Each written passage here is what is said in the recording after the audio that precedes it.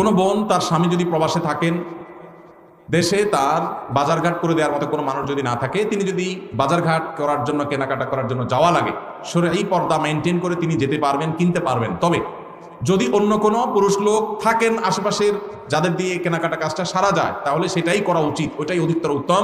এবং আজকাল অনলাইনে অনেক জিনিসপত্র কেনাকাটা করা যায়, বিশেষ করে শহরে। চাইলে অনলাইনে কল করলে বাসায় বাসায় মাল চলে আসে। সেই পদ্ধতি অবলম্বন যাদের করার সুযোগ আছে তারা সেটা করা উচিত। একান্ত কোনো উপায় না থাকলে তিনি অবশ্যই যেতে পারবেন, কিন্তু পর্দা মেনটেন করে। অনেক সময় আমাদের বোনেরা এই সুতা দিয়া, এই উজুহাত দিয়া লাগবে লবণ 1 কেজি, বাজারের এ মাথা থেকে ওই মাথা পর্যন্ত 7 চক্কর তওয়াব দিয়ে ফেলে। আছে না নাই? এই জন্য ইন্নামাল আমালু বিন্নিয়াত। আপনার স্বামী প্রবাসে আছে, বাজারে যাওয়া জায়েজ আছে, হুজুরের কাছে মাসালা নিয়েছেন, নিয়ে এবার বাজারে বাজারে ঘুরতেছেন অহেতুক পর্দার সাথে গেলেন না বেপর্দার সাথে গেলেন, তাহলে অবশ্যই আপনি গুনাহগার হবেন। এই জন্য বোনরা আল্লাহকে ভয় করবেন, যতটুকু আপনার না হলে নয় ততটুকু আপনি করতে পারবেন, অবশ্যই পর্দার সাথে।